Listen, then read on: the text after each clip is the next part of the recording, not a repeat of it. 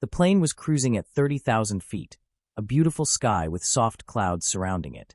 The hum of the engines was a comforting sound, lulling most of the passengers into a relaxed state. But for one man, it was anything but relaxing. Dressed in a sharp black suit, the man sat comfortably in first class.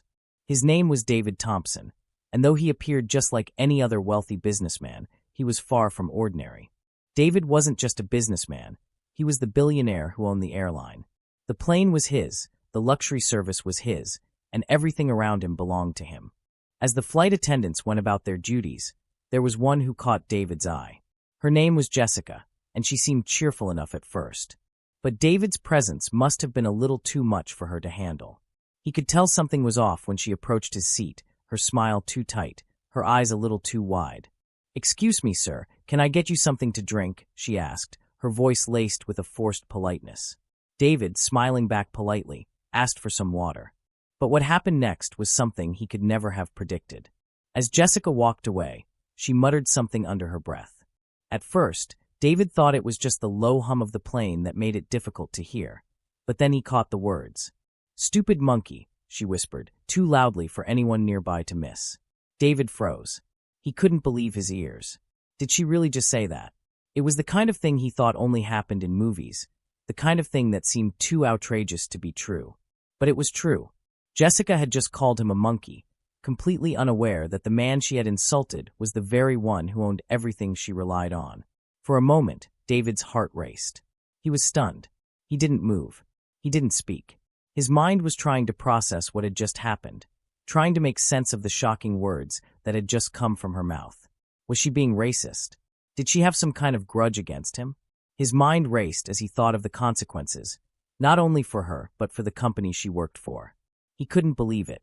David slowly stood up, his eyes never leaving Jessica.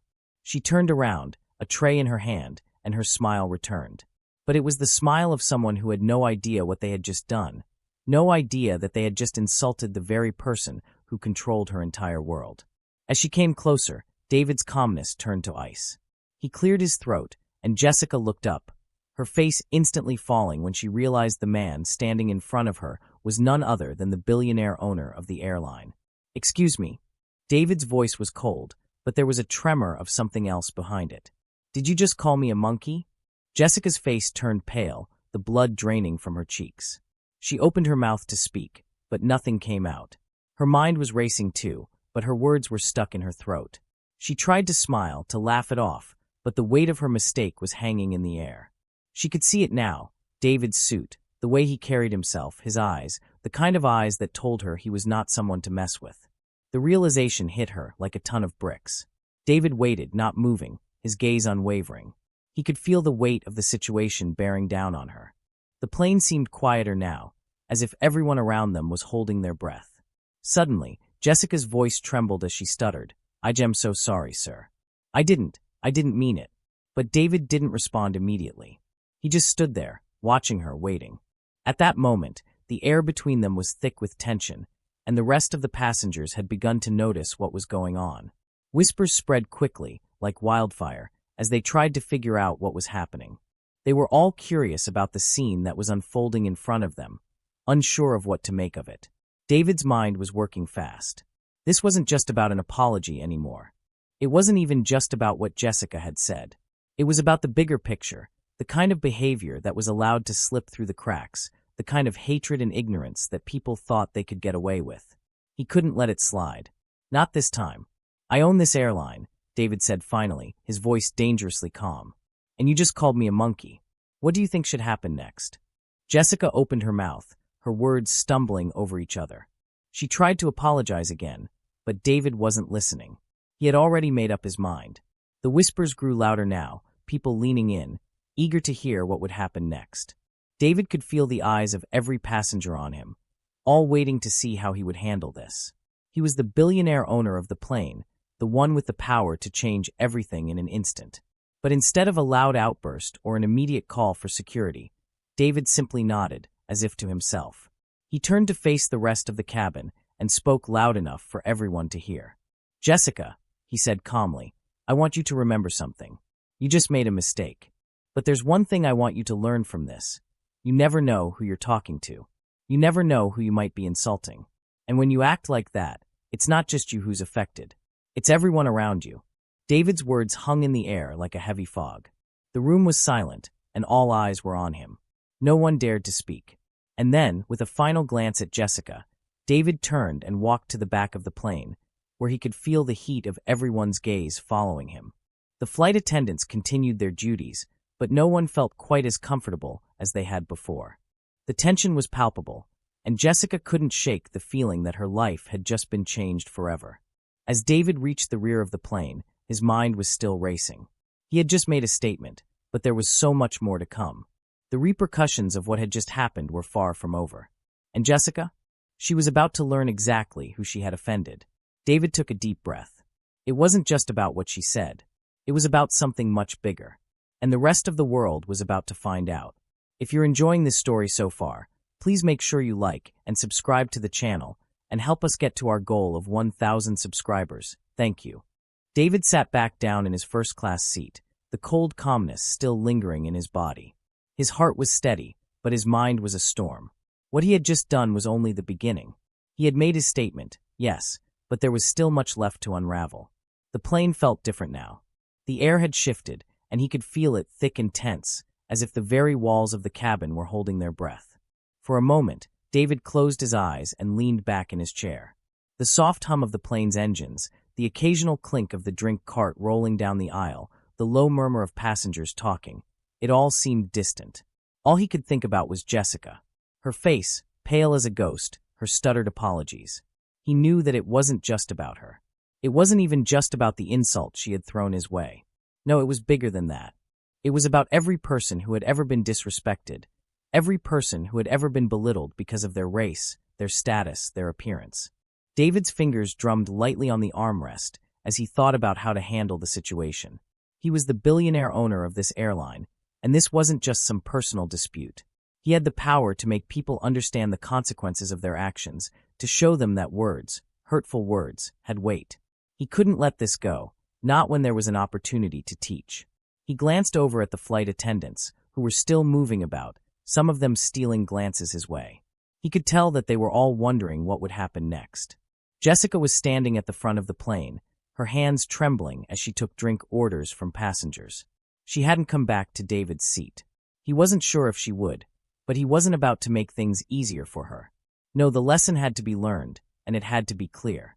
It wasn't long before a voice broke through David's thoughts. "Excuse me, sir?" It was a deep voice, one that David recognized immediately. It was the captain of the plane, Captain Reynolds. He had a reputation for being calm under pressure, and David knew he would want to address the incident before it escalated further. David turned to face him, nodding slightly. "Yes, Captain. We need to talk about what happened. You know, about this situation with the flight attendant." Captain Reynolds' voice was cautious, but there was an edge to it. David could tell the captain was concerned about the potential fallout. David didn't hesitate. "I'm not sure there's much to discuss," he said evenly. "I think it was clear what happened." Captain Reynolds paused for a moment, and David could see him weighing his words carefully. "I understand, sir, but you're the owner of the airline. You know how this could look, what this could mean for the company." David sighed, rubbing his temples. He understood the captain's concerns. A situation like this could spiral out of control quickly. If the news of this incident got out, it would be everywhere. People would start asking questions. But David wasn't the kind of man who let things like this slide. He wouldn't be known for turning a blind eye to racism or ignorance. Not while he had the power to do something about it. "I'm not concerned about the company right now," David said, his voice firm. "I'm concerned about the bigger picture. This isn't just about one flight attendant. It's about the culture we allow to fester, the kind of disrespect that people think they can get away with." Captain Reynolds nodded, though there was still a trace of unease on his face. "I understand. But whatever you decide to do, you should know that there are people in this company who will look to you for leadership. How we handle this could send a very powerful message." David's gaze hardened as he stood up from his seat. "Then let's make sure the message is loud and clear. If you're enjoying this story so far, please make sure you like and subscribe to the channel and help us get to our goal of 1,000 subscribers. Thank you." Just then, David noticed Jessica moving toward the back of the plane, her eyes darting nervously. She had clearly seen the conversation between David and Captain Reynolds, and she was trying to avoid them. But David wasn't done with her yet. He needed her to understand the gravity of what had happened. This was more than just an apology. It was about making sure that this kind of thing never happened again. David motioned for Captain Reynolds to follow him, and they both made their way down the aisle, heading toward the galley where Jessica was now standing, nervously adjusting her uniform. Jessica looked up in surprise as they approached. Her face was still pale, and she was visibly shaking. David could see that she was terrified, but he wasn't going to back down now. Not after everything. "Jessica," David said, his voice calm but unyielding. "I need to speak with you, and I think it's time for you to understand something very important." Jessica swallowed hard, her voice trembling. "I am so sorry, sir. I really didn't mean it. Please don't." David held up his hand, silencing her. "No more apologies. You've said enough. Now, I want you to listen carefully. You've insulted me, yes. But you've also insulted every person who's ever been treated like they don't matter, every person who's been called names, judged because of their appearance, their background. You don't get to just walk away from that." She looked down, unable to meet his gaze. Her cheeks flushed with embarrassment. David could see she was beginning to understand the depth of her mistake, but it wasn't enough. He needed to make sure that she understood the consequences of her actions, that she wouldn't forget this moment. "I'm not going to fire you," David continued, "but I want you to know that your behavior is unacceptable. You work for me, and when you work for me, you represent everything I stand for. If you can't respect that, then maybe you shouldn't be working here at all." Jessica's eyes welled up with tears, but she said nothing. She didn't need to. David could tell that she was starting to get it, but there was still a long way to go. This wasn't over yet. Not by a long shot. As David turned to leave, he felt the weight of the situation pressing down on him. This was just the beginning. There would be a lot more to deal with, a lot more decisions to make. But one thing was certain. Jessica would never forget this lesson, and neither would anyone else on the plane. David walked back to his seat, his footsteps steady, but his mind still racing. He had spoken his piece, but now came the harder part, the fallout. People were talking. Whispers spread like wildfire throughout the cabin. Passengers glanced at each other, exchanging looks of curiosity and concern. Some of them had heard the confrontation between David and Jessica, while others had only seen the aftermath.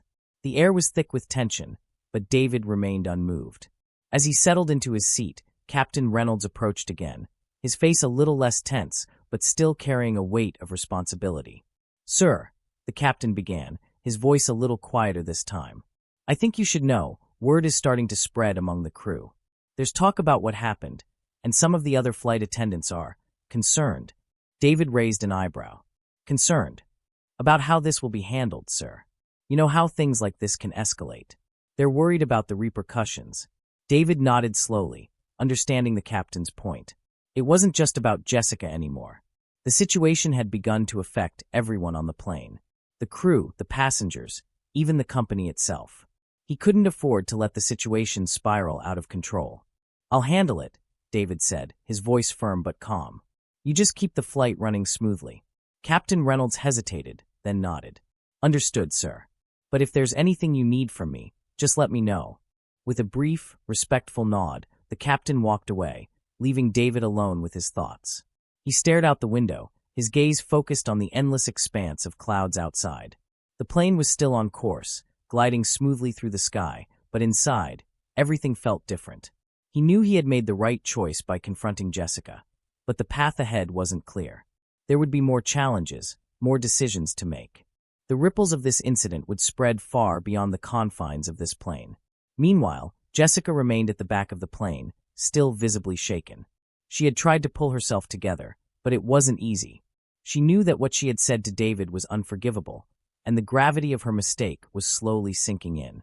She had worked as a flight attendant for years, and she had always prided herself on being professional. But now, she had crossed a line, one that she wasn't sure she could come back from. Her fellow flight attendants, sensing her distress, kept their distance. They whispered amongst themselves, casting occasional glances in her direction. Some of them felt sympathy for Jessica, but others couldn't help but feel uneasy. After all, what had just happened was a big deal. There was no ignoring it. There was no pretending that it hadn't happened. Back in first class, David still couldn't shake the feeling that this wasn't over. He had confronted Jessica, but there was still so much more to unravel.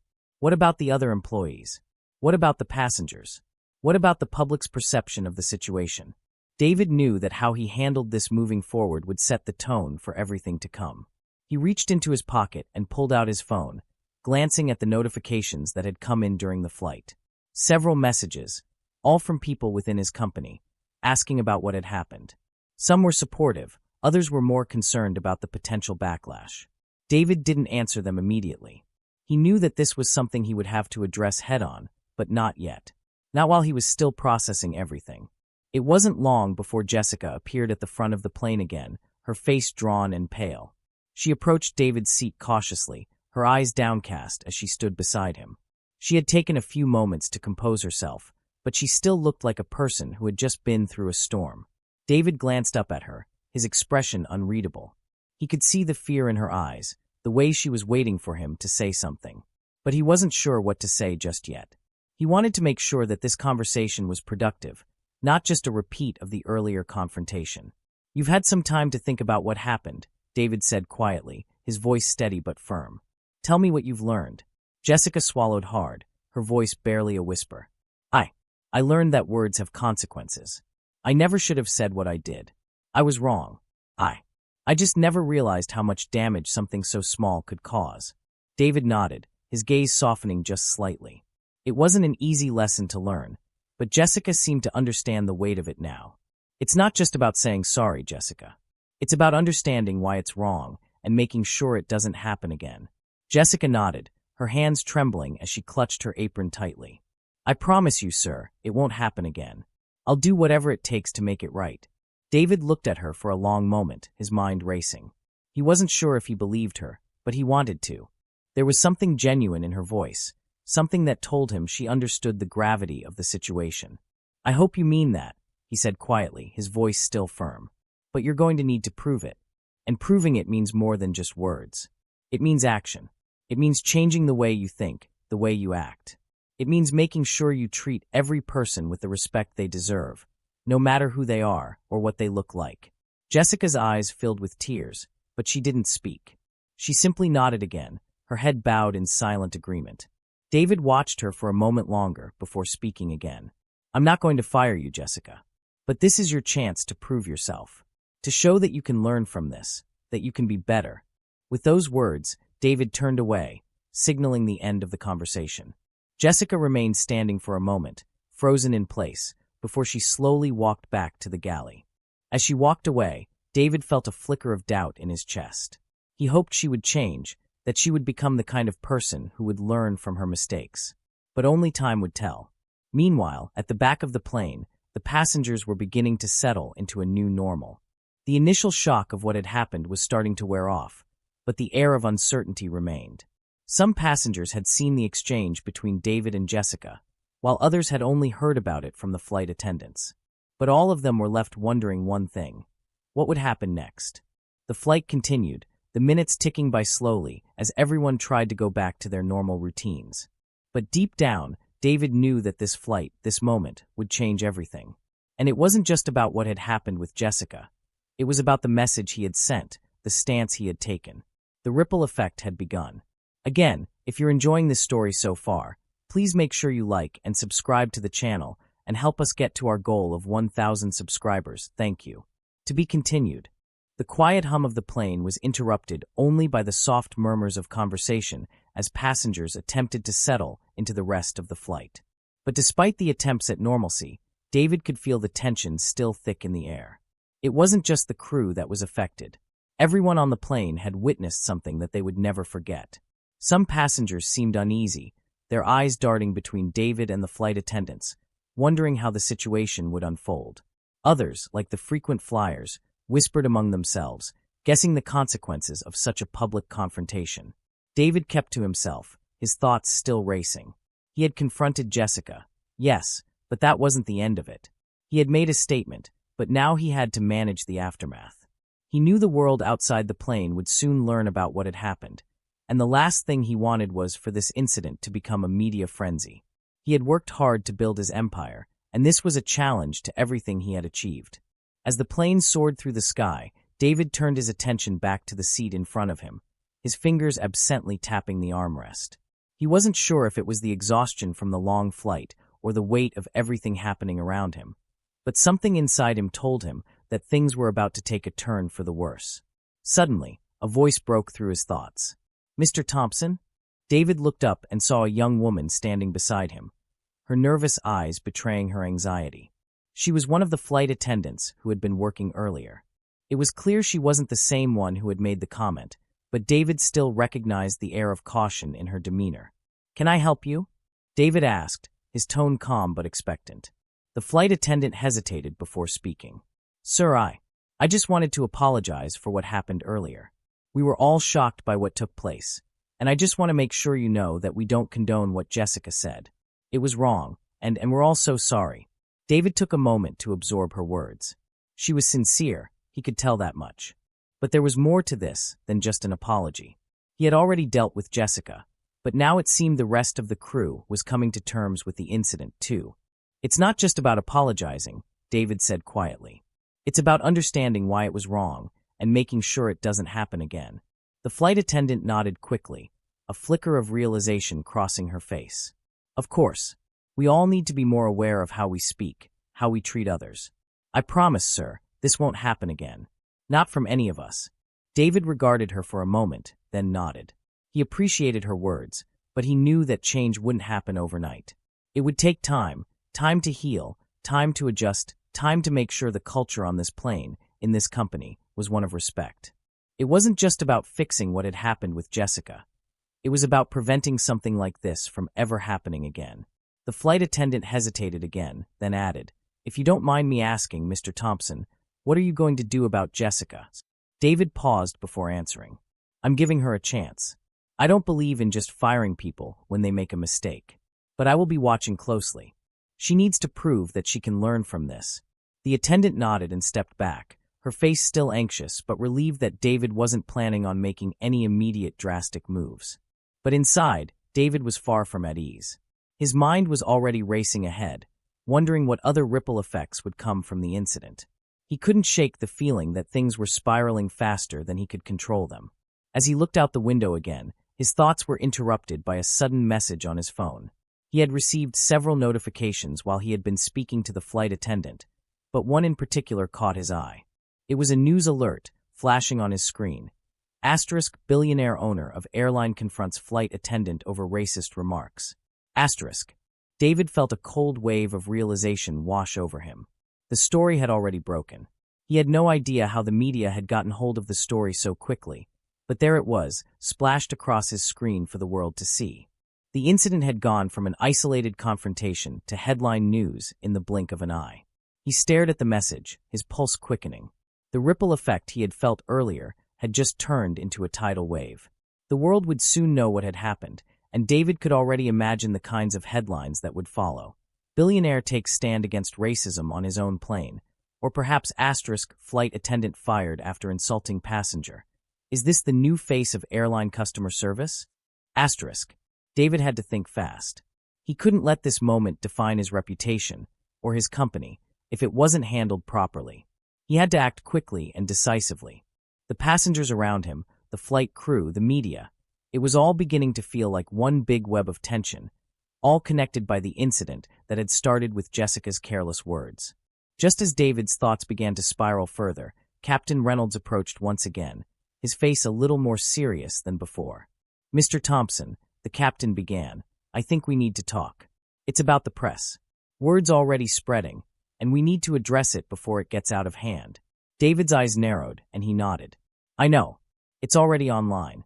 The captain looked at him with concern. "This could get messy, sir.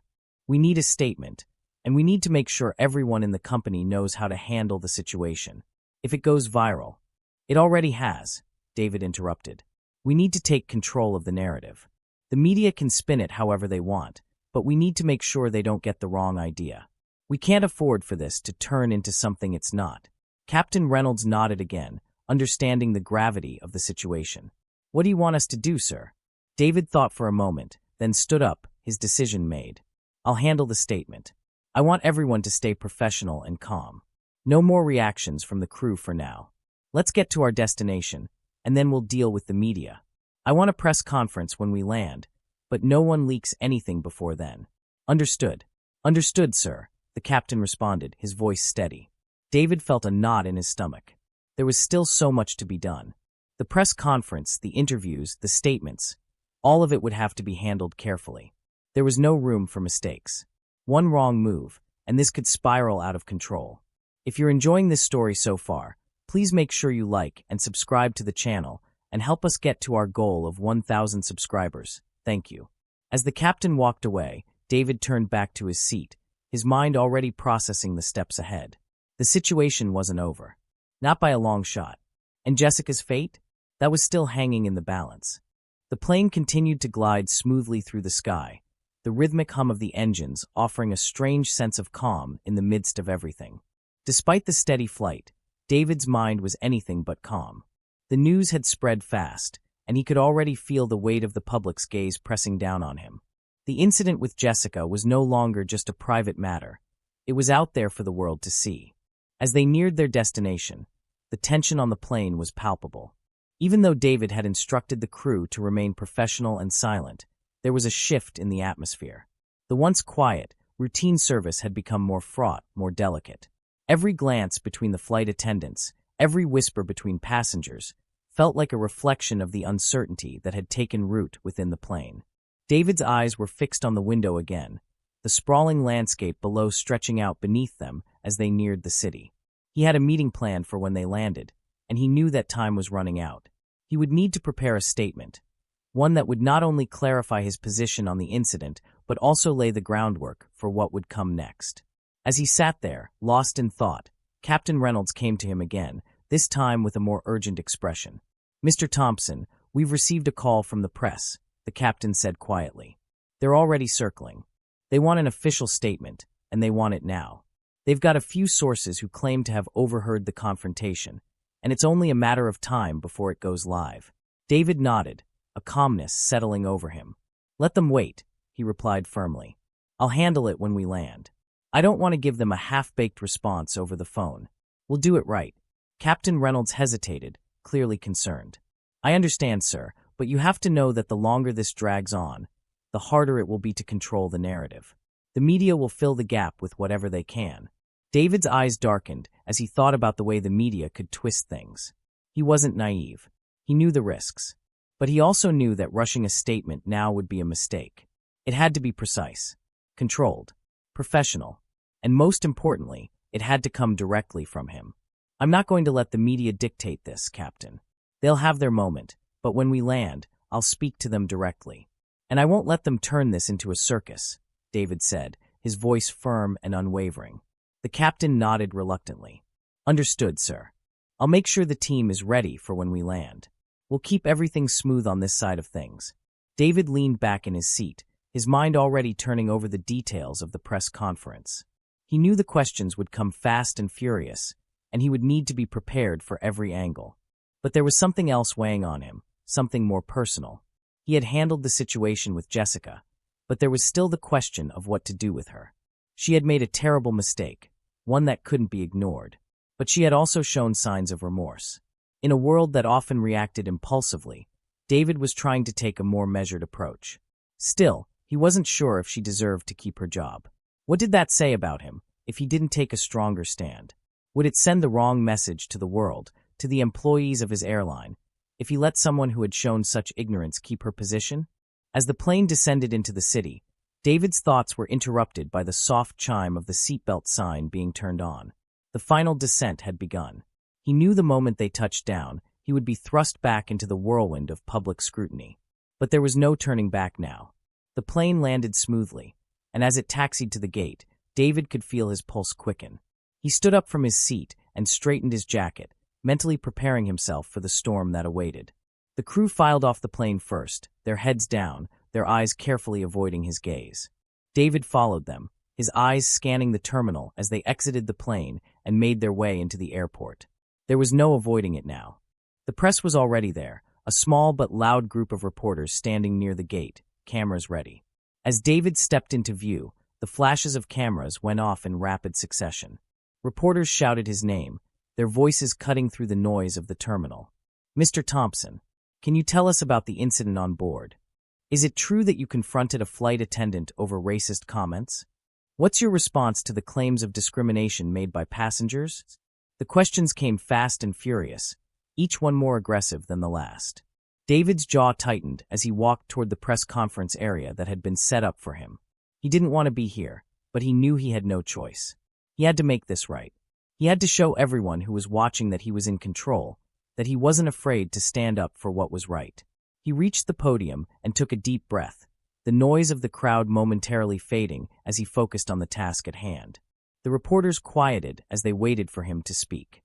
"Thank you for gathering here today," David began, his voice steady and clear. "I want to address the situation that took place on board my flight earlier today. What occurred was unacceptable. I am the owner of this airline, and I take full responsibility for the environment we create here. No one, no matter who they are, should ever feel disrespected or dehumanized because of their race, their background, or their appearance. The comments made by the flight attendant were offensive, and I want to make it clear that we will not tolerate such behavior." He paused for a moment, allowing the words to settle. He could feel the eyes of every reporter on him, the weight of their scrutiny heavy in the air. "At the same time," he continued, "I believe in second chances. I believe in redemption. The flight attendant in question has shown remorse for her actions, and I will be working with her to ensure that she understands the gravity of her mistake. This isn't just about punishment, it's about learning, growing, and making sure that something like this never happens again." David took another breath, his eyes scanning the room. The reporters were scribbling notes, but none of them interrupted him. "I want to make one thing very clear," David said, his voice growing stronger. "This is not a publicity stunt. I'm not here to make a statement for the cameras. I'm here because I believe in doing what's right. Racism, prejudice, and disrespect have no place in my company or on my planes. If you're looking for sensationalism or scandal, you're in the wrong place. We're going to move forward, and we're going to do it the right way." He turned to leave the podium, but a reporter called out, "Will the flight attendant be fired?" David stopped, his back still to the crowd. He turned back slightly and spoke with authority. "Not yet. She's learning from this. And if she proves herself, she'll stay. But make no mistake, this is not something I take lightly." With that, David turned and walked away, the reporters still shouting behind him. He knew the questions would continue to come, but he had said what he needed to say. Now, the world would wait to see how the story would unfold. David's footsteps echoed down the hallway as he walked away from the press conference. The room was still buzzing with the reporters' questions, but David had already said his piece. He knew the media would keep pushing for answers, but he had made his stand clear. The rest, he realized, would unfold in time. What mattered now was making sure the damage from the incident was contained and that the company could begin moving forward. He entered a small conference room just off the terminal, where a handful of his senior staff was waiting. Captain Reynolds was there, along with his PR manager, Janet, and a few other key members of his leadership team. Their faces were all tense, eyes wide with anticipation, and David could feel their gaze as he took a seat at the head of the table. "Sir, that was something," Janet said, breaking the silence. "The media is all over it, but I think we handled it well. Your message was clear. But there's still fallout. The tweets, the articles, the speculation, it's already all over social media." David leaned back in his chair, his hands folded in front of him. He knew she was right. He had spoken to the press, but the real challenge was managing what came next. In the age of social media, nothing ever stayed quiet for long. The story had spread like wildfire, and now it would be up to him to manage the narrative, both within his company and in the public eye. "Have you seen the headlines?" David asked.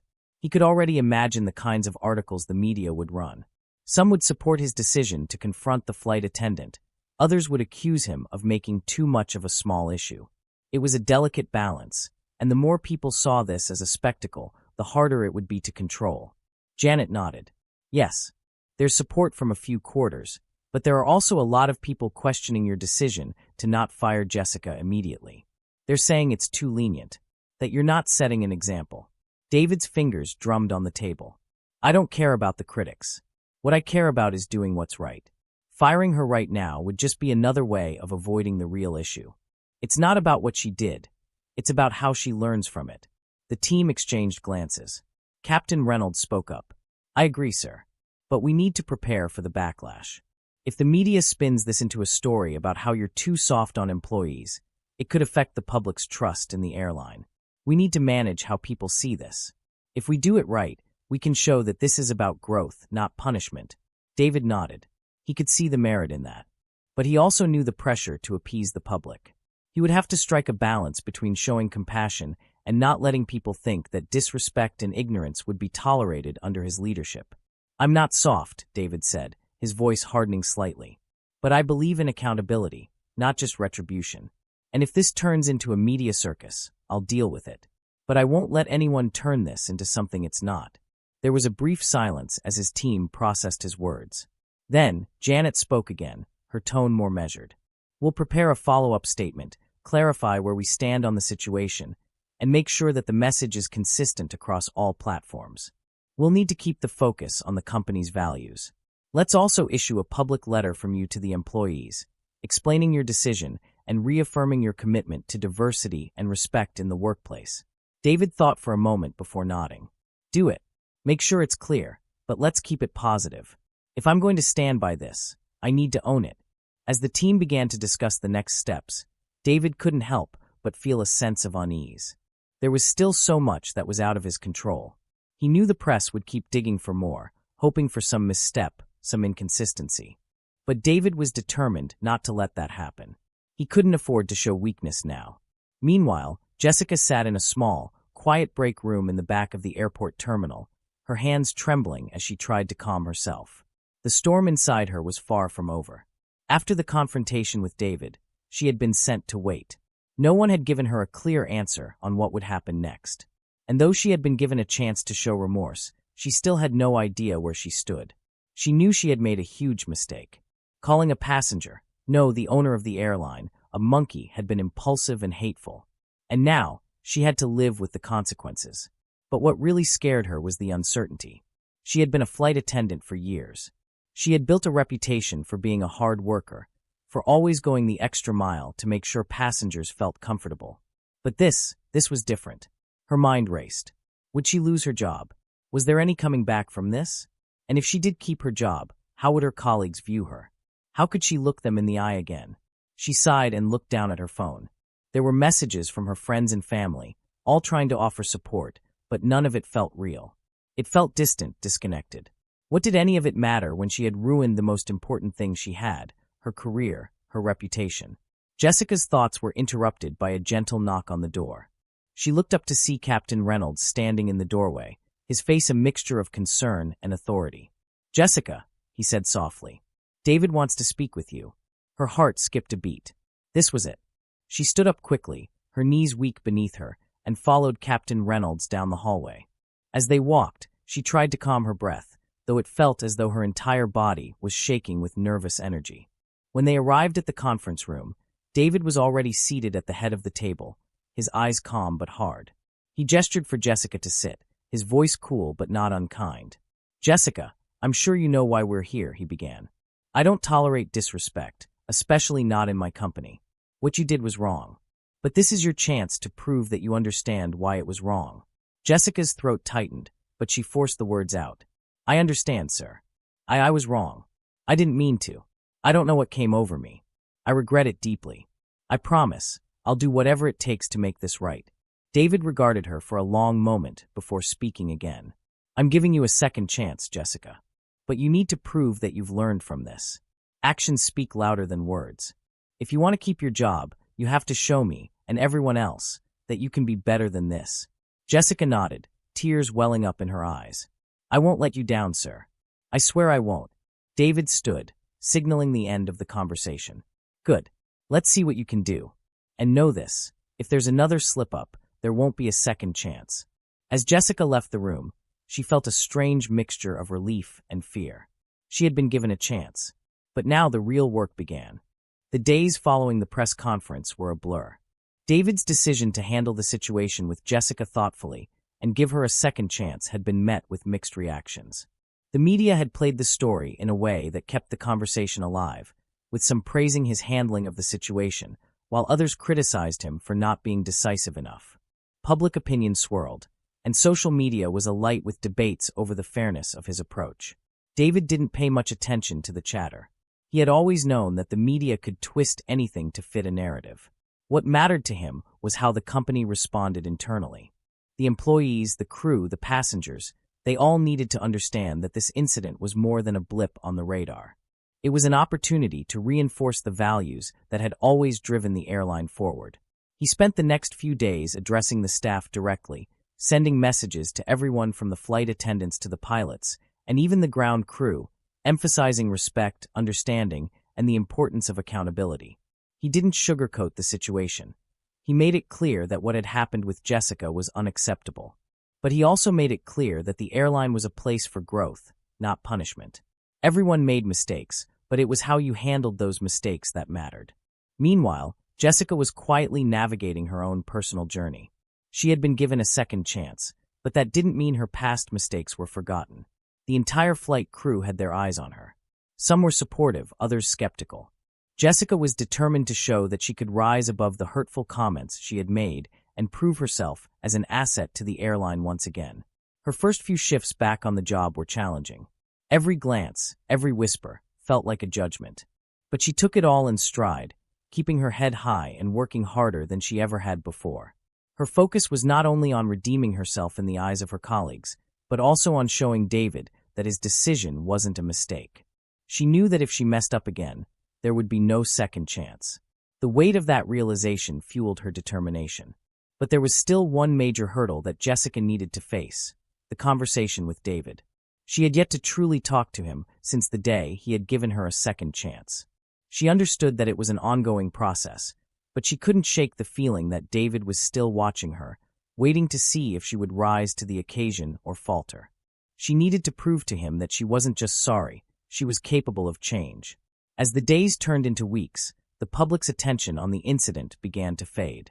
People had moved on to the next scandal, the next headline, but for Jessica, the pressure of those first few days was still fresh in her mind. She wasn't sure if she'd ever fully shake the feeling that she was walking on eggshells, but she was trying to accept that this was the reality of her situation.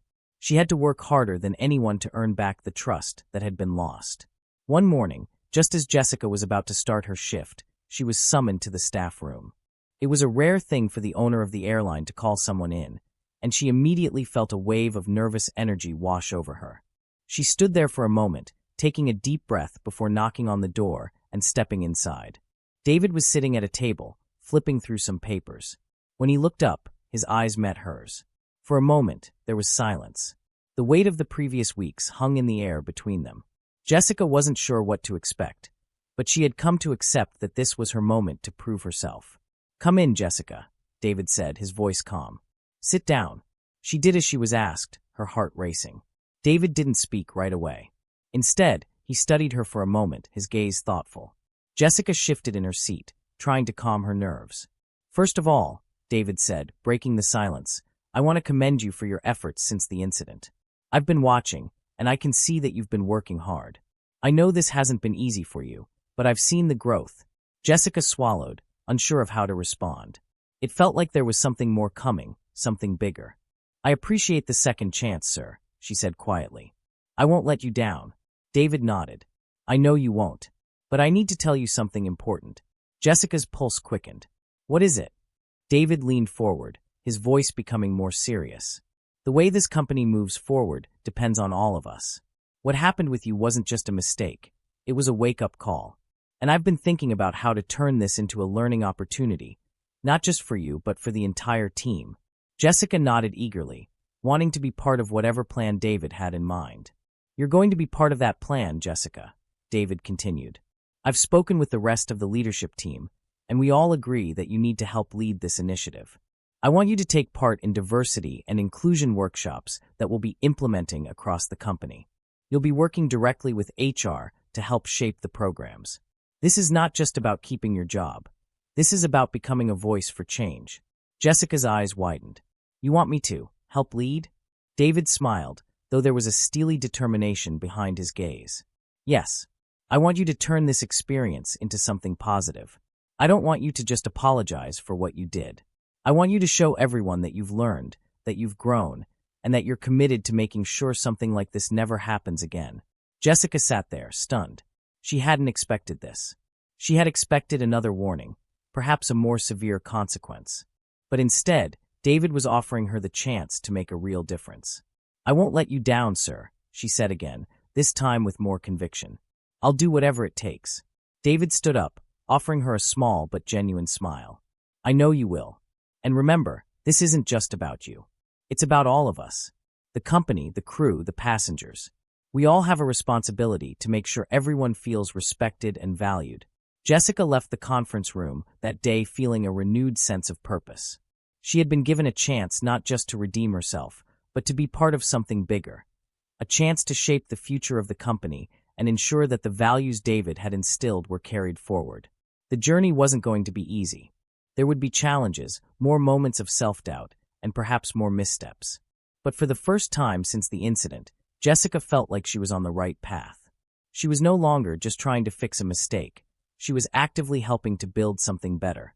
As David watched her leave, he felt a sense of pride. It wasn't just about making sure one employee learned their lesson. It was about showing the entire company that growth was possible, that change could come from within.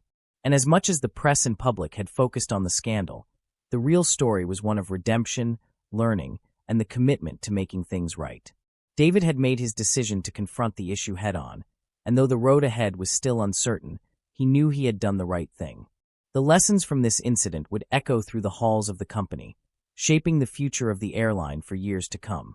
The weeks that followed Jessica's meeting with David were a turning point for both her and the airline. The diversity and inclusion workshops began to take shape, with Jessica playing a pivotal role in helping to organize and lead them. At first, the crew was hesitant, some unsure of how to approach the new initiative, but Jessica's dedication and vulnerability won them over.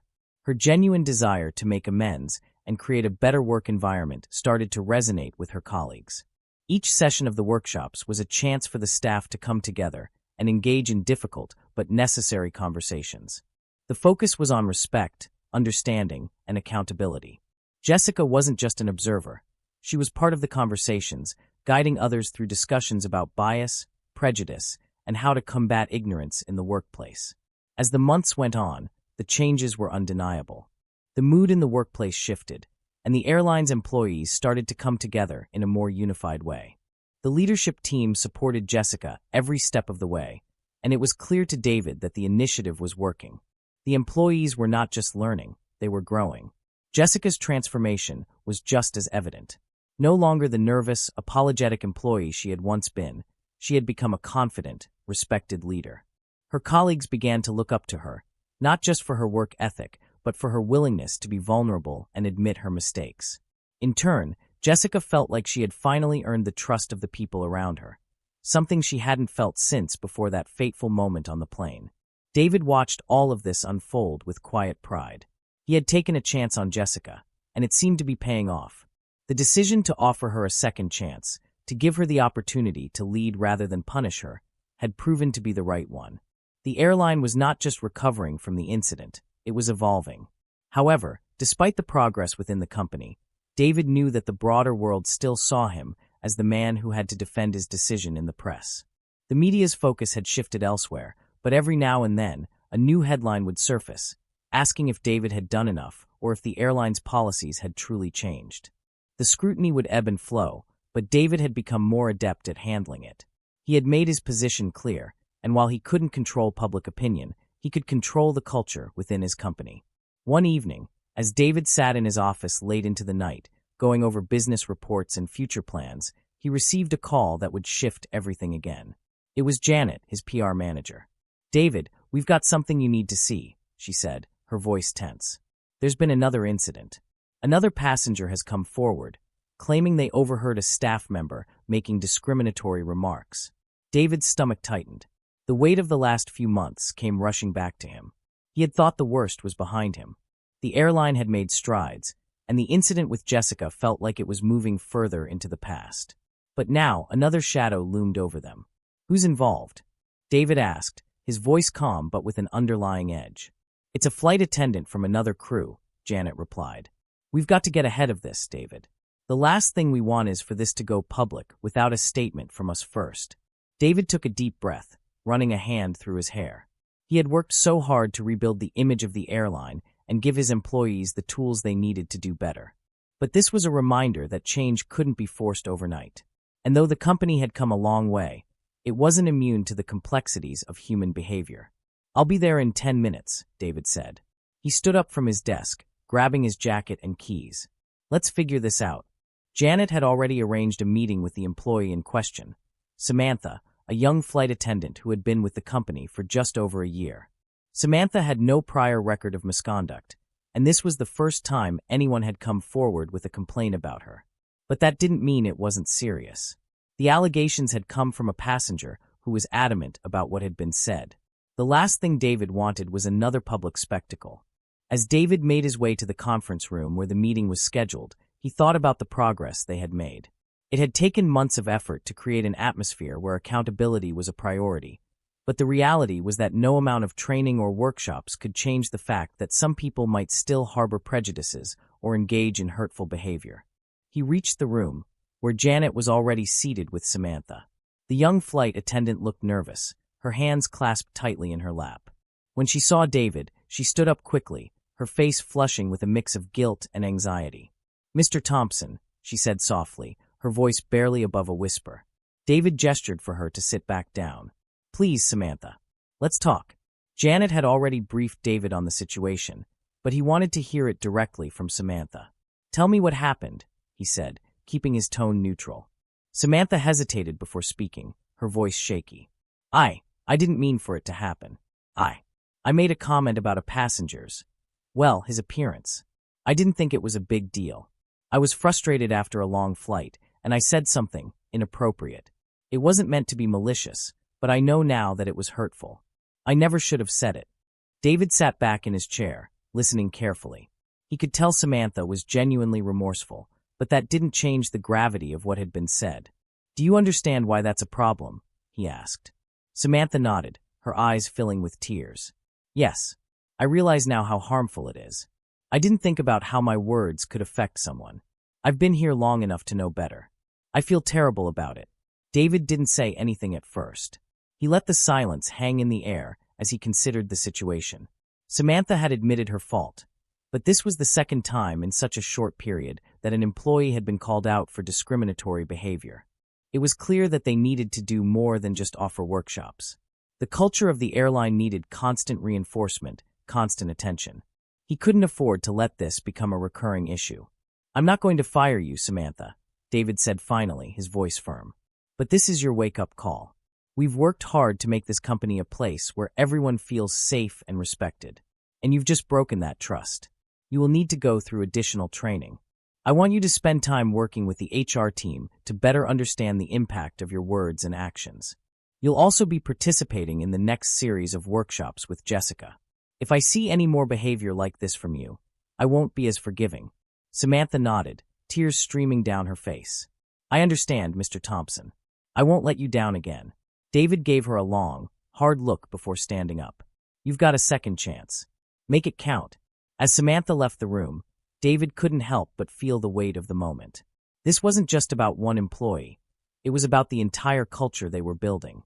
It was a reminder that the work wasn't over. That change wasn't instant. It required constant vigilance, constant growth.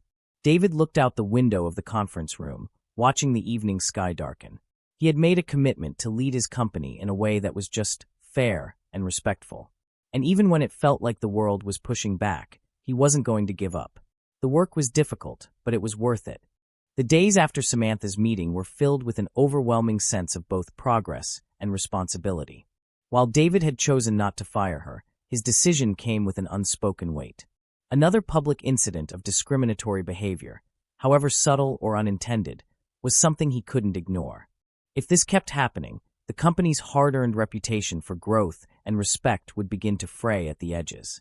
Samantha's second chance would require more than just training. It would require genuine transformation, not just compliance with the rules. David spent the following week checking in on the progress of the Diversity and Inclusion Initiative. Jessica had stepped up in ways he hadn't expected. She was leading discussions with sincerity, facilitating workshops with clarity, and her presence was more confident than ever before. Her transformation was undeniable. She was no longer just the employee who made a mistake. She had become a beacon of growth, guiding her peers toward a more inclusive environment. Still, as proud as David was of her, he knew that the challenge wasn't over. The airline was on the right track, but it was a long road ahead. Late one afternoon, as David was finishing a meeting with the board, his phone buzzed with a new notification. It was a message from Janet, his PR manager. She had been with him through thick and thin, always keeping a close eye on how the company was being portrayed in the media. When he saw the subject line, his stomach sank. *urgent. Another allegation. *. He tapped the message open quickly. *David. Another passenger has come forward. This time, it's an accusation of racial profiling from one of our security staff at the airport. We need to handle this immediately. The press is already asking questions. David leaned back in his chair, his thoughts spiraling. Another incident. This time, it wasn't a flight attendant. It was a different part of the operation entirely. His first instinct was frustration. No matter how much work he and the leadership team had put into changing the culture, it seemed like there were still cracks in the foundation. This wasn't the moment for knee-jerk reactions. David knew that reacting without understanding the situation fully could make things worse. But at the same time, the airline had a responsibility to the public to handle these kinds of issues swiftly and decisively. He immediately called Janet. When she picked up, there was a sense of urgency in her voice. "David, I don't have all the details yet, but we've already reached out to the security team and the passenger involved. We're investigating, but the story's going to break soon. We need to decide what to do now." David's mind raced. This wasn't just a minor issue. It was a serious accusation that could paint the airline in a very bad light. If racial profiling had taken place, it would confirm every stereotype about the airline's values that David had worked so hard to distance them from. He needed to be prepared, not just with a statement, but with a plan of action. "We can't let this spiral out of control," David said, his voice firm. "Make sure we gather all the facts first. Reach out to the passenger, but also get statements from the security staff. We need to address this before it becomes bigger than it already is." Janet agreed, her tone steely. "I'll get on it right away. We'll hold off on commenting publicly until we have all the details." David ran a hand over his face, feeling the weight of leadership pressing down on him. The first time was a wake-up call. Now it felt like a test. How would he handle this? He'd already shown the world his commitment to change, but this new accusation threatened to unravel everything. He didn't want to react out of panic. He wanted to be thoughtful and calculated, as he had been with Jessica's case. Over the next few hours, David stayed glued to his phone, receiving updates from both Janet and the team handling the investigation. It was clear that the allegations had merit. An incident had occurred at one of the airport security checkpoints, where a passenger had been singled out for a random check based on their appearance. The passenger had filmed the encounter, and the video had quickly gone viral. Though it wasn't explicit racial profiling, the optics were damning, and it painted the airline in a poor light. The video showed the security staff behaving in a way that felt uncomfortable and inappropriate, though no clear racial slurs were used. Still, the passenger, who had been African American, made a point of saying that they felt specifically targeted and unfairly treated. The comments section of the video was full of outrage, and it was only a matter of time before the press picked it up. David couldn't afford to let the story get away from him. As the evening wore on, he made the decision to issue a public statement, addressing the situation head-on. It wouldn't be a quick dismissal. He wouldn't pretend it was just a misunderstanding. He needed to show the world that the airline took the matter seriously and that the company was committed to addressing the issue thoroughly. At midnight, he posted the statement online. It was clear, concise, and offered transparency. He acknowledged the incident, apologized to the passenger involved, and made it clear that the airline was investigating. He also pledged that the security staff involved would undergo additional training on how to handle diverse passengers respectfully, and that the airline would be working with external experts to ensure their staff understood how to avoid racial bias in any form. The statement ended with David promising to take full responsibility for the company's actions and to make sure such an incident would not happen again. David knew that releasing the statement would create a temporary firestorm. The public wasn't always forgiving, and there would certainly be backlash. But this wasn't a moment for fear. It was a moment for leadership. He had made a commitment to fostering respect, and that meant acting decisively when his company fell short of that standard. The next morning, the media erupted. News outlets covered the story, some with criticism, others with support for David's transparency and quick response. The comments section was flooded with both anger and praise. But amid the chaos, David was resolute. He'd taken control of the situation before it spiraled out of hand. Janet called him later that morning, updating him on the press reactions and the continued investigation. David, the public reaction is still intense, but it's not as bad as it could have been. The way you handled it seems to have reassured people that you're committed to addressing the problem. We still have work to do, but it's not a complete crisis yet. David exhaled deeply. That's good to hear. We can't afford to get complacent, though. I'm going to meet with the security team today and the passenger personally. I want to hear their side and make sure we're doing everything possible to fix this. As he prepared for another long day of meetings, David felt the familiar weight of responsibility settle on his shoulders. This was part of the job. This was leadership, being the one to step in when things went wrong, taking ownership, and finding a path forward. But there was still a lot of work to be done. The diversity initiative was far from complete, and incidents like this one showed just how fragile the culture of respect was. It wasn't just about issuing statements or offering training. It was about creating a mindset that truly respected every person who walked through their doors, whether they were employees, passengers, or guests. David took a deep breath, preparing himself for the conversations ahead. The road to true change was long, and there would be more obstacles. But he was ready to face them. For the airline, for his employees, and most importantly, for the passengers who trusted him to lead with integrity. The days following the public statement were a whirlwind for David and his team. The media continued to cover the racial profiling incident, and while the initial backlash had started to die down, the pressure remained. David had made it clear that the airline was taking the matter seriously, but the investigation was still ongoing. The pressure to fix the underlying issue was immense, and it felt as though every day was a new test of the company's commitment to creating a safe and respectful environment for everyone. David had made the decision to meet with the passenger involved in the incident. He knew that hearing their side of the story firsthand was crucial, not just for the investigation, but for the public perception of the airline. As a leader, he needed to show empathy and accountability, even when the situation was difficult. The meeting was scheduled for early the next morning, and David spent the night going over his notes, preparing himself for the conversation ahead. He needed to make sure that he listened with an open mind, even though the situation was uncomfortable. But he had to be present, not just for the airline, but for the passenger who had felt wronged. When David arrived at the meeting location, a small, private room in one of the hotel conference centers, the passenger was already waiting. The man, named Marcus, was in his late 30s, tall, with a calm but intense presence. David extended his hand to greet him, and Marcus shook it firmly but warily. The tension in the room was palpable. "Mr. Thompson," Marcus said quietly, his voice steady but guarded, "I appreciate you taking the time to meet with me." David nodded. "It's the least I can do, Marcus. I want to hear what happened from your perspective." They sat down at the table, and Marcus began to explain the events of that fateful day. His voice was calm, but there was an edge of frustration as he recounted the moment he had been singled out at the security checkpoint. He explained how he had felt uncomfortable as the security staff had approached him, making assumptions based on his appearance and demeanor. Though the staff hadn't said anything overtly racist, Marcus felt that he was being treated differently from the other passengers, and he didn't feel it was a random check. "I'm not saying the staff member outright insulted me or said anything overt," Marcus said, his voice tinged with bitterness. "But I felt like I was being watched more closely than everyone else. It's like they saw me and immediately assumed something was wrong.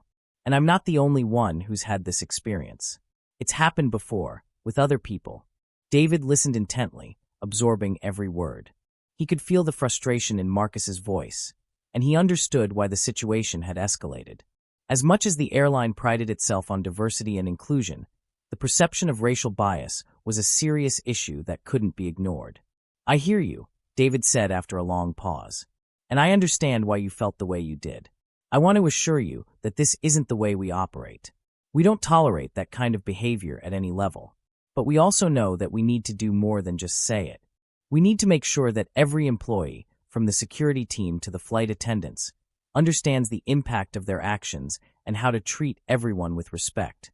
Marcus looked at him, his expression softening slightly. "I appreciate that. But it's not just about saying the right words, Mr. Thompson. It's about actually changing the culture. It's about making sure that something like this doesn't happen again. Not just to me, but to anyone else who feels like they're being unfairly singled out. David nodded, his heart heavy with the weight of the situation. You're right. I've realized that it's not enough to have the right intentions. We need to have the right actions. The truth is, this isn't just about one security staff member. This is about a deeper issue within our culture that needs to be addressed head-on. And we're going to do that. Marcus seemed to appreciate David's sincerity, and the conversation shifted toward potential solutions. David told him about the steps the airline was taking to address diversity and inclusion more thoroughly, including new training programs and workshops for all staff, from security to ground crew. David even mentioned the possibility of bringing in outside experts to help create an unbiased, inclusive environment at every touchpoint within the company. By the end of the meeting, Marcus seemed more at ease.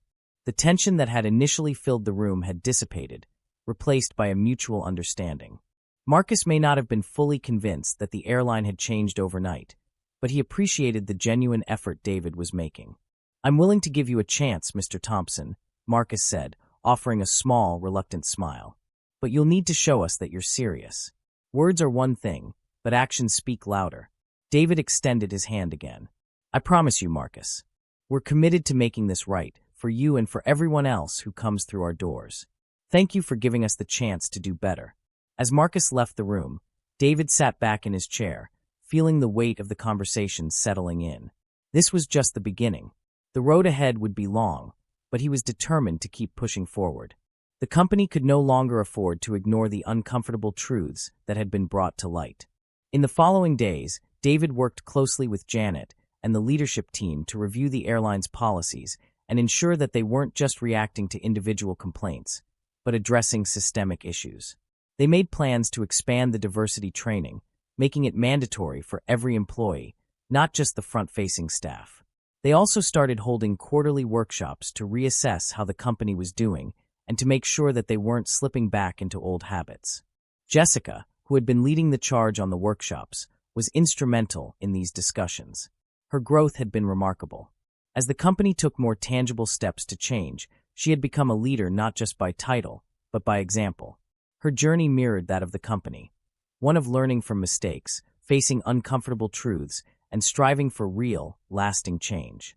But David knew that while they were making progress, the real test was whether or not they could sustain it. Every decision he made now would be scrutinized. Every action would be analyzed to determine whether the company was truly committed to being a place of respect and inclusion, or whether it was just paying lip service. That night, as David reviewed the meeting minutes and drafted another public statement acknowledging the progress the company had made and the work that still lay ahead, he felt the weight of leadership more acutely than ever before. He had promised the public, his employees, and most importantly, the passengers who trusted the airline, that he would lead with integrity. Now he had to ensure that promise was kept, not just through words, but through every action taken. The weeks following Marcus's meeting with David felt like a turning point, not just for the airline, but for the culture David had worked so hard to foster. The company was beginning to shift, albeit slowly, toward a more inclusive, respectful workplace. However, the challenges of sustaining this change loomed large. It wasn't enough to address issues as they arose. David knew that in order to truly transform the company, they needed to instill these values deep into the DNA of their operations. This wouldn't be a quick fix. It would require ongoing effort, constant vigilance, and most importantly, real leadership. David sat in his office late one evening, the soft glow of his desk lamp illuminating his tired face. The weight of the situation was beginning to feel heavier than ever. While the public was starting to accept the airline's actions, there were still skeptics, people questioning whether this transformation was real or just a temporary PR stunt. It was exhausting work, constantly proving that the changes weren't just surface level. He stared at the progress reports from HR and the diversity team, reviewing the results of the mandatory workshops and training. The numbers were promising. More employees had engaged with the material than expected, and feedback from the staff had been largely positive. But there was a persistent nagging feeling in the back of David's mind. Was it enough? Was it possible to change ingrained behaviors with a few sessions and speeches? He leaned back in his chair, rubbing his eyes. There had been progress, yes, but the question that haunted him was how much more they could do before the momentum slowed, before it all started to feel like empty words. His phone buzzed, interrupting his thoughts. It was a text from Jessica. Asterisk David, I've been thinking. We've made a lot of progress, but I don't think we're done yet. We need to take this to the next level.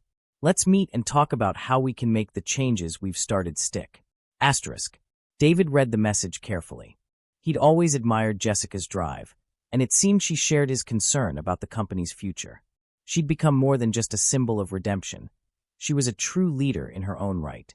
And now, she was taking it upon herself to challenge the system and ensure that the airline continued moving forward. Without hesitation, David typed a quick reply. Asterisk, I agree. Let's meet tomorrow. Same time, same place. Asterisk.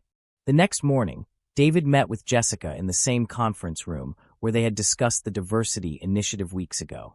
As they sat down together, Jessica wasted no time in getting to the heart of the issue.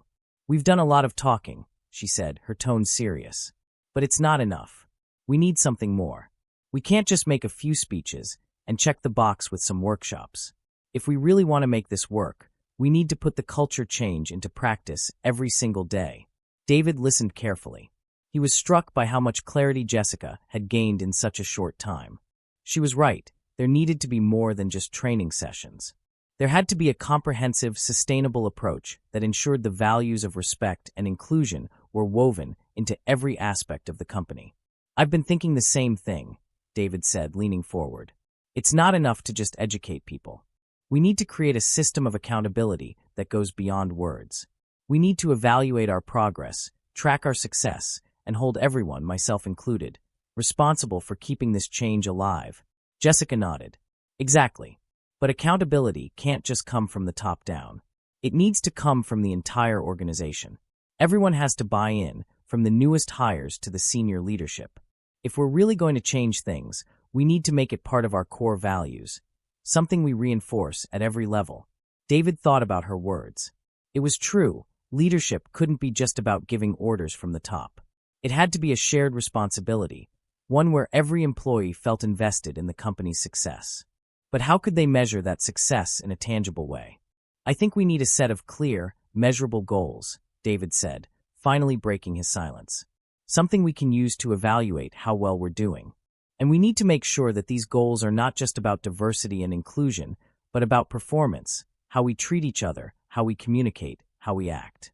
If people are making real progress, it should show in the way we work together. Jessica's eyes lit up. I'm with you. And I think we could start by creating a comprehensive report that tracks our progress, both individually and as a company. Every department should be held accountable for contributing to this shift. We can have monthly check-ins where we measure our growth, not just through surveys or workshops, but through actions. David smiled, impressed by the depth of her thinking. I like that. We'll create a culture of continuous improvement, and we'll use those reports to guide us, to make adjustments where needed. The conversation shifted to the specifics of how they would implement the new approach. Together, they outlined a plan to make accountability an ongoing part of the company's operations. The first step would be to create an anonymous feedback platform, where employees could openly share their concerns, suggestions, and feedback. It would allow the leadership team to monitor employee engagement with the company's values and quickly address any gaps or issues. Jessica also suggested expanding the diversity training into a more long-term program, one that wasn't just about one-off workshops, but about ongoing learning and reflection. This would be complemented by the creation of mentorship programs that paired senior leadership with newer employees to help foster deeper understanding of the company's values. David took detailed notes, his mind racing with possibilities. This was the kind of change the airline needed, a shift from reacting to incidents as they arose to proactively building a culture of respect and inclusivity. He knew it wouldn't be easy. It would require effort from everyone, and there would be setbacks along the way. But this was the path forward. All right, David said, standing up. Let's take this plan and bring it to the rest of the leadership team. We'll get their buy-in, and then we'll move forward with implementing it company-wide. As they walked out of the room together, David felt a renewed sense of hope. The work ahead would be difficult, but it was necessary. And now, for the first time in a long while, he felt that the company was ready to meet the challenge head-on. The following days were filled with meetings, strategy sessions, and more brainstorming. David and Jessica worked tirelessly to refine their plan and present it to the rest of the leadership team.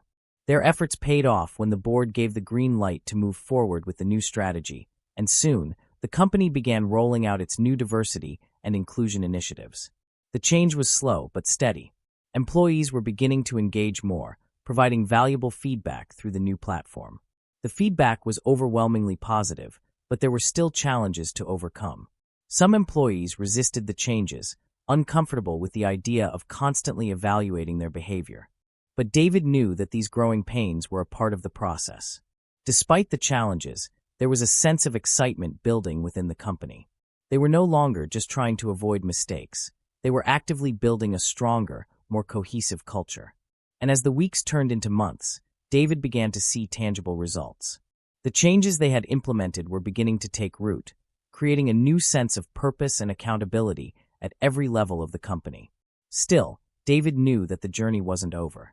There would always be more work to do, more obstacles to overcome. But for the first time, he felt that the company was truly on the right path. The airline had faced difficult moments and made mistakes, but it was learning, growing, and becoming something stronger, something better. David stood at the window of his office one evening, looking out over the city. The skyline was bathed in the golden glow of sunset, and for the first time in a long while, he felt a sense of peace. They had come a long way, but the real work had only just begun. The months that followed were crucial. The company had taken significant steps toward change, but with each passing day, the pressure to maintain momentum grew. David watched as employees, once hesitant, began to embrace the new culture. There was a shift in attitudes, subtle at first, but undeniable as it began to permeate through the various departments. The anonymous feedback platform was a success, providing employees with a safe space to express concerns and ideas, and allowing leadership to address issues before they escalated. Still, the path wasn't without its challenges. There were moments of doubt, moments when David questioned whether the changes would be enough, whether the culture of accountability they had worked so hard to create could withstand the tests of time. It was late one evening when David found himself sitting in his office again, reflecting on the progress they'd made. The plane had become a symbol of transformation, a place where diversity and respect were becoming tangible values.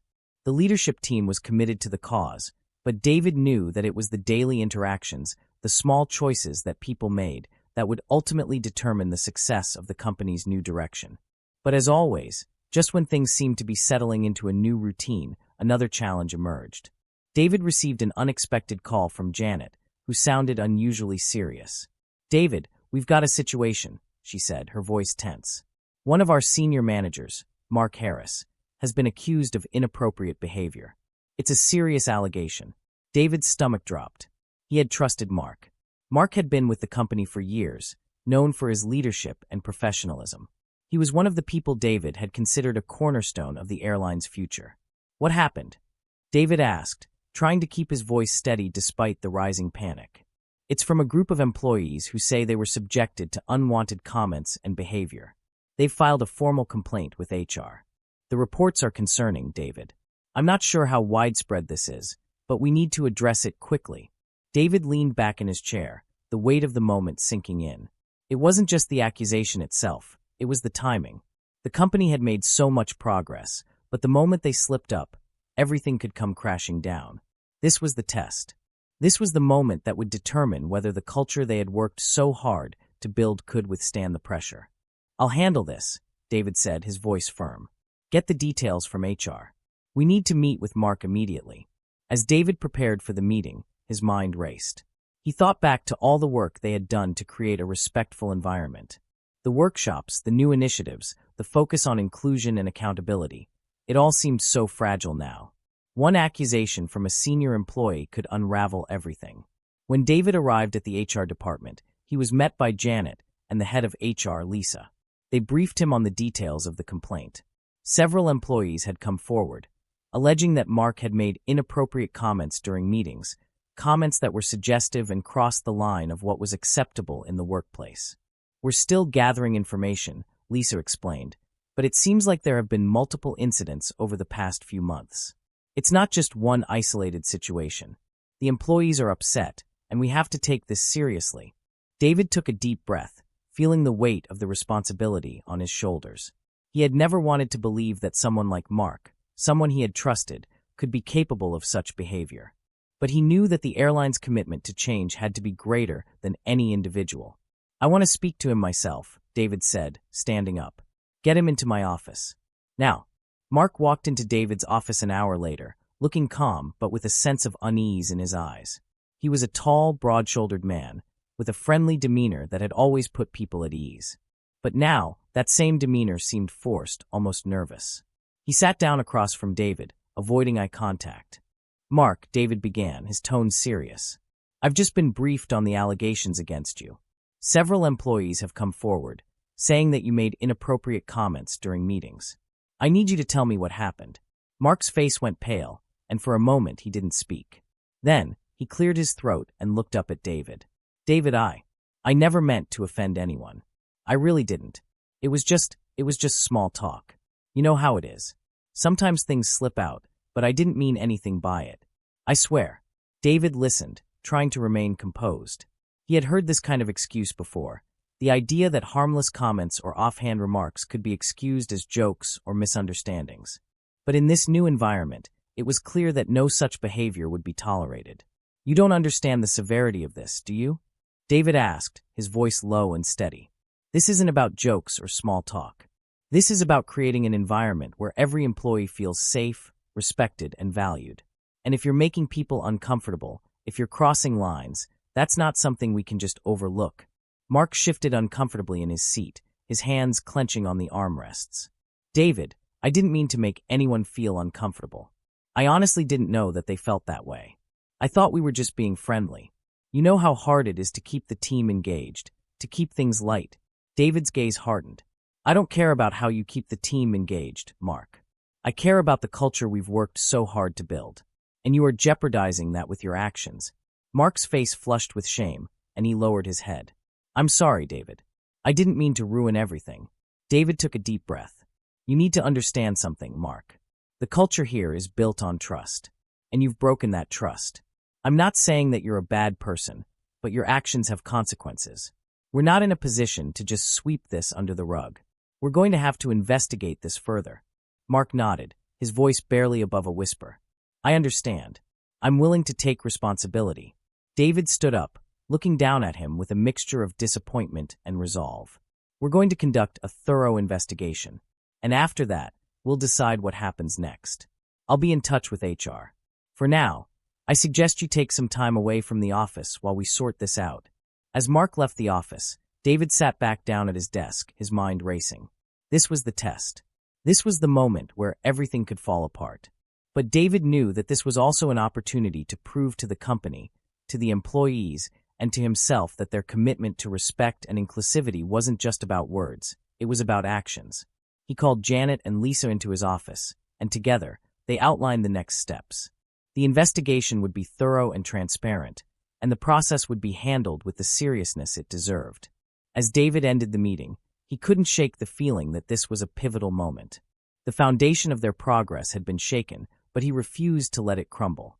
The company had come too far to allow one person's mistakes to undo everything. David stood up, looking out of the window at the city below. This was his responsibility, to lead through the tough times, to ensure that the culture they were building could withstand the challenges that came their way. It was time to prove that they could weather this storm and emerge stronger on the other side. The investigation into Mark Harris's behavior was launched immediately, and David knew that the next few days would be critical. Every decision, every action, would be scrutinized. He had handled the previous incidents with care, but this one felt different. Mark was a senior manager, someone who had been with the company for years and was integral to its operations. To have him accused of inappropriate behavior put everything David had worked for to the test. In the days that followed, the HR department conducted interviews with the employees who had filed complaints, as well as with other members of the team who had worked closely with Mark. David sat in on the initial meetings with Lisa and the HR team, wanting to be sure the process was as transparent as possible. The seriousness of the situation made him question whether any of their efforts to create a respectful workplace had truly sunk in, or if this was just another instance of someone thinking they could get away with behavior that didn't align with company values. Mark's suspension was just the beginning. David knew that the truth had to come out. He couldn't afford to make the same mistakes that so many companies made, brushing things under the rug, downplaying the issue, or failing to act swiftly. This time, the company needed to demonstrate that no one was above accountability.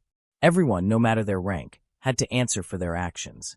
The following week, David met with the leadership team, where they discussed how to move forward, both in terms of the investigation and the company's broader commitment to change. Jessica, who had proven herself as a trusted leader throughout the entire process, spoke up during the meeting. We need to make sure that this doesn't become just another scandal that we handle behind closed doors. We can't lose the trust of the employees, and we can't lose the faith of the public. This is our moment to show that we truly walk the talk when it comes to respect and inclusion. David nodded. He had been thinking the same thing. It was crucial that the company acted with transparency, that the process was fair, and that the outcome reflected their commitment to the values they had built. It wasn't just about one manager or one incident. It was about ensuring that the company's culture of accountability held everyone to the same standards. I agree, David said, addressing the room. Whatever the outcome, we need to make sure it's fair, thorough, and clear. And when it's all said and done, we need to reinforce that no one is exempt from these values, not even the people at the top. The conversation shifted to the next steps. Mark's suspension would remain in place until the investigation was complete. Meanwhile, the company would continue to reinforce its commitment to respect and inclusion. There would be no going back, no turning a blind eye. The team decided to release a public statement acknowledging the ongoing investigation without revealing specifics until it was complete. Transparency was key, but so was protecting the integrity of the process. As the investigation continued, the weight of the situation bore down on David. It felt like they were standing at a precipice, teetering between proving that the company had truly changed and the risk of everything unraveling. Every conversation, every action, seemed loaded with the potential for disaster. He'd faced public criticism before, but this was different. This wasn't just about an individual. It was about the company's soul, its core values, and whether they could withstand the challenges that came their way. A week later, the results of the investigation were in. The evidence, while not conclusive, was damning enough to warrant further action. The employees who had come forward had detailed several instances of inappropriate comments and suggestive behavior. It wasn't just one incident, but a pattern of behavior that suggested Mark had been engaging in conduct that violated the company's code of ethics. David met with Mark one final time to discuss the findings. As Mark entered his office, there was no longer the sense of calm or confidence that David had once seen in him. Mark's shoulders were slumped, his eyes downcast. He looked like a man who had been forced to confront the consequences of his actions, but it was too late. "Mark," David began, his voice steady but firm. "The investigation is complete, and I've reviewed the findings. I want to give you a chance to explain yourself, but the facts speak for themselves. You've been accused of behavior that goes against everything this company stands for." Mark nodded, his face pale. "David, I never meant for it to go this far. I know I messed up. I should have done better. But I never thought it would get to this point." David kept his gaze fixed on Mark, trying to separate the person he had known from the actions that had brought them to this moment. "Your actions have consequences, Mark. And while I understand that you didn't intend to hurt anyone, your behavior has violated our values. That's something we cannot overlook." Mark sat in silence for a moment, his hands trembling. "What happens now?" David's voice was calm but unwavering. "We've made the decision to terminate your employment. This company can't afford to turn a blind eye to behavior that undermines the culture we've worked so hard to build. We believe in accountability, and that means there's no room for anyone who violates the trust of their colleagues." Mark looked as though he had been struck. "David, please, don't do this. I'm willing to do whatever it takes to make things right. I'll go through more training, "No, Mark," David interrupted. "This isn't about training. This is about the trust you've broken. We've given you multiple chances, and you've let us down. The company's values come first, and we have to live by them every single day. I hope you understand that." Mark's shoulders sagged further, and his voice dropped to a whisper. "I understand." David exhaled, feeling the weight of the decision settle in. It wasn't an easy one, but it was necessary. It wasn't just about holding Mark accountable. It was about making sure that the company stayed true to its commitment to respect and inclusivity. There could be no exceptions, no compromises. After Mark left the office, David sat in silence, reflecting on the situation. It had been a difficult choice, but it was the right one. As much as it pained him to let someone go who had been a part of the company for so long, David knew that the integrity of the organization came first. He had promised the employees that he would create a company that was safe, fair, and respectful, and that promise had to mean something, even when it was uncomfortable. David called a company-wide meeting the following afternoon. He didn't go into the specifics of the investigation, but he did address the decision to terminate Mark's employment. "Yesterday, we made a difficult decision," David said, standing at the podium in front of a room full of employees. "We've always said that we would hold ourselves accountable to the highest standards, and that applies to everyone in this company, no matter their position. I want to be clear that this decision was not made lightly, but it was necessary. The culture we are building here is one where respect, inclusivity, and accountability are non-negotiable." The room was silent as David spoke, the weight of his words settling on everyone in the room. It wasn't just a moment of closure for the company. It was a reaffirmation of the values that had guided them through difficult times. David's eyes scanned the room. This was the turning point. The company had made it through one of its most difficult challenges, and it had emerged stronger for it. The work wasn't over, but with each step forward, they were proving that they were willing to do whatever it took to maintain the trust and respect of everyone who walked through their doors. As the meeting ended, David felt a sense of quiet pride. They had passed the test, not without difficulty, but with integrity. And now, the real work began, sustaining the change and ensuring that the mistakes of the past would never be repeated. The aftermath of Mark's termination rippled through the company, sending waves of uncertainty and reflection across every department. David knew that his decision, though necessary, had left a mark. While most employees understood the need for accountability, there were still those who were shaken by how abruptly things had unfolded. Mark had been a fixture at the company for years, and his departure had created a vacuum, one that made people question whether they truly understood the culture they had been asked to adopt. David had expected this. Change, especially on such a scale, wasn't easy. But what was clear to him was that they had reached a pivotal moment. They had made it through a tough trial, and now the question was whether they could build on what had been accomplished, whether they could heal and grow stronger from it. For the first time in months, David found himself sitting at his desk, reflecting on the long journey that had brought them to this point. The company had made progress, but it had come at a cost. The work was far from over. If anything, the events of the past months had shown him just how much more needed to be done to create an environment where every employee truly felt respected and safe. David had promised the company that he would lead with integrity, and that meant not just making hard decisions, but ensuring that those decisions were part of a bigger vision, a vision where growth, inclusivity, and accountability weren't just abstract concepts but tangible practices that everyone lived by every day. He had been working closely with Jessica and the leadership team to develop the next phase of the company's diversity and inclusion program. It wasn't enough to just have training or workshops. It had to be a living, breathing part of the company's culture. This meant that they needed to rethink how they approached leadership, communication, and teamwork. Jessica, as always, had a clear sense of where the company needed to go. She had proven herself as a key figure in the transformation, and her influence was now crucial in ensuring that the company didn't fall back into old patterns. In many ways, her own journey reflected the company's. She had started as an employee who had made a mistake and had been given a second chance. Now she was one of the strongest voices for change, a leader who embodied the values they were trying to instill in everyone else. One afternoon, Jessica and David sat down in a quiet corner of the company's conference room, ready to discuss the next steps for the organization. "I've been thinking about what we need to do," Jessica said, her voice thoughtful. "We've got the foundation, but we need something more sustainable. It's not just about changing people's minds. It's about changing the way they think about each other every day. We need to integrate these values into the very core of the work we do." David nodded. "Exactly. It's one thing to implement change in the short term. It's another to make it part of the company's fabric, to have it guide every decision we make, from hiring to day-to-day interactions." Jessica paused before continuing. "We need to make sure that people don't just pay lip service to this.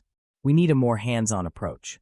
What if we did something like a mentorship program, where senior leaders, like yourself, mentor mid-level managers and new hires? We need to build relationships at every level, not just in the boardroom, but on the ground level too." David smiled. "I like that idea.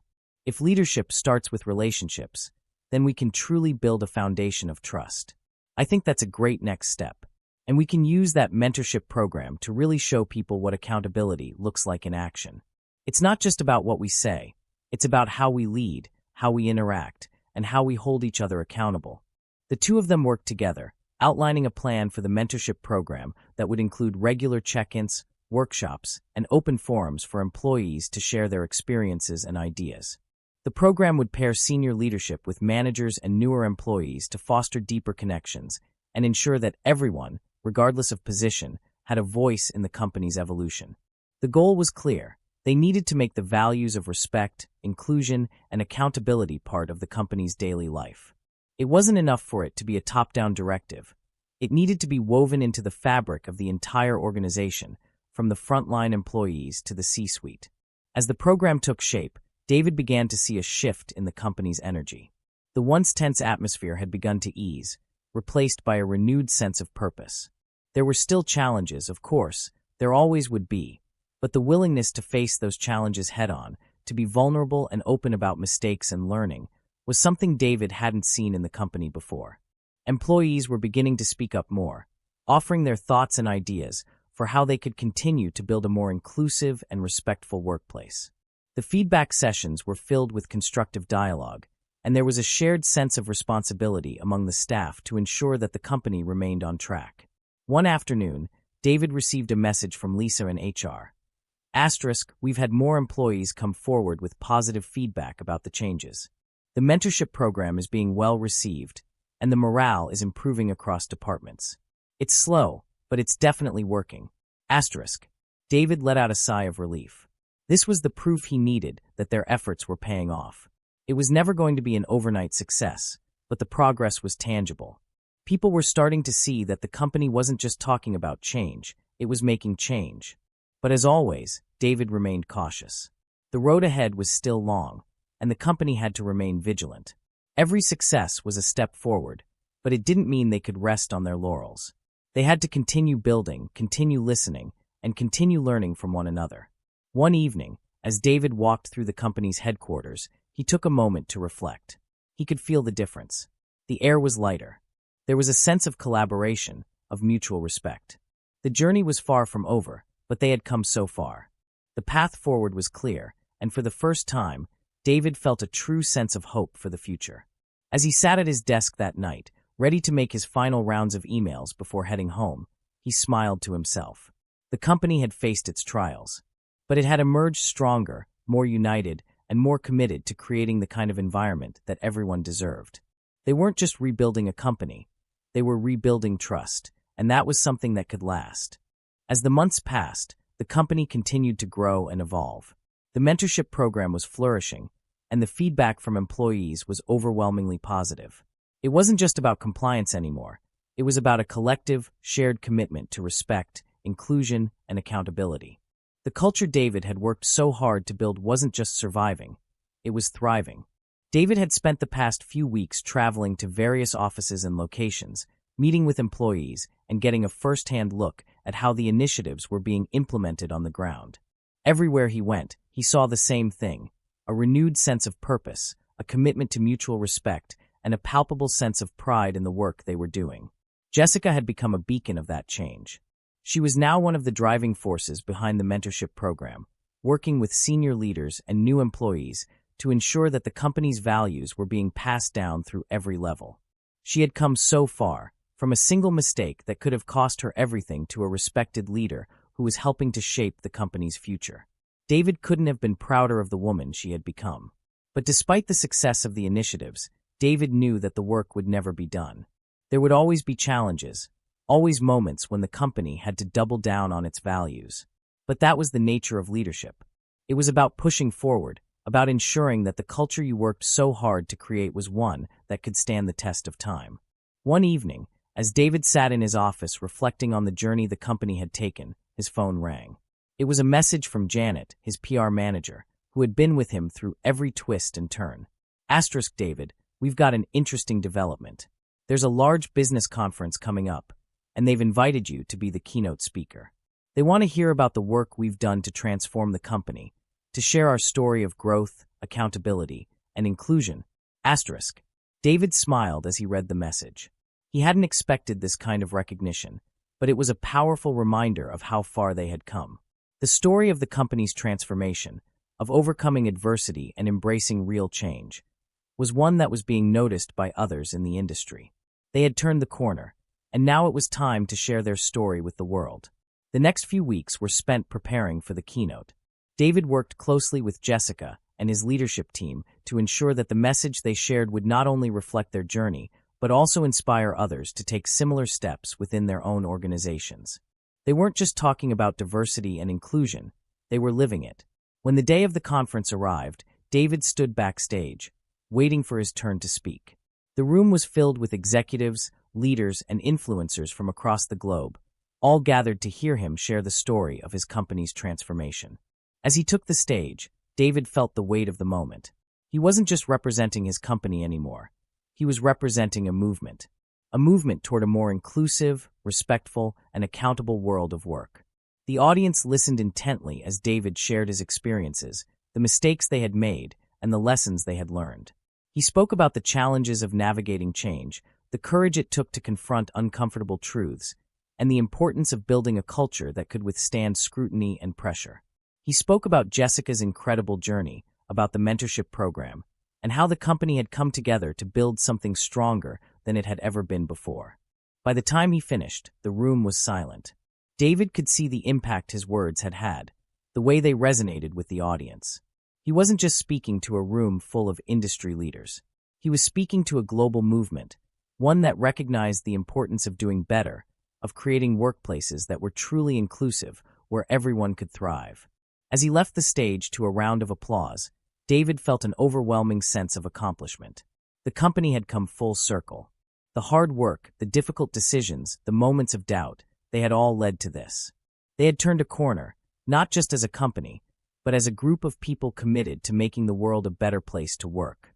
Later that evening, as David walked back to his hotel room, he received a message from Jessica. It was simple, but it made him stop in his tracks. David, I just wanted to say thank you. For everything. For believing in me, and for believing in all of us. We're doing something special here. And it's because of you. David paused, looking at the message. His heart swelled with pride. This wasn't just about the company's success. It was about the people who had made it possible. The journey had been long and difficult, but every step had been worth it. The next day, David returned to the company's headquarters. As he walked through the halls, he noticed the difference. There was an energy in the air, a sense of purpose that hadn't been there before. The company wasn't just surviving, it was thriving. The commitment to inclusivity, to accountability, to respect, had become the foundation of everything they did. David walked into the conference room, where Jessica and the leadership team were waiting. He didn't need to say anything. The look on their faces said it all. They had done it. They had built something lasting. Something that would endure, even when the challenges came again. This is just the beginning, David said, his voice filled with conviction. We've made it this far, but there's always more work to do. We need to keep pushing, keep growing, keep learning. But I'm proud of what we've accomplished, and I'm proud to be part of this team. As the team nodded in agreement, David felt a sense of peace settle over him. They had faced adversity and come out stronger. The company's culture had been tested, and it had withstood. They were now a beacon for what was possible when a company committed to real, meaningful change. This wasn't just about leadership, it was about legacy. The legacy of a company that had chosen to do the hard work, to face its flaws, and to emerge as a leader in inclusivity and accountability. It wasn't just about building a successful business. It was about building a company that was truly worthy of the people who worked there. David smiled to himself, knowing that the journey was far from over. But for the first time, he truly believed that the company was on a path that would lead to something extraordinary. The road ahead was long, but with this team, with these values, David knew they were ready for whatever came next. And that, he thought, was the greatest success of all.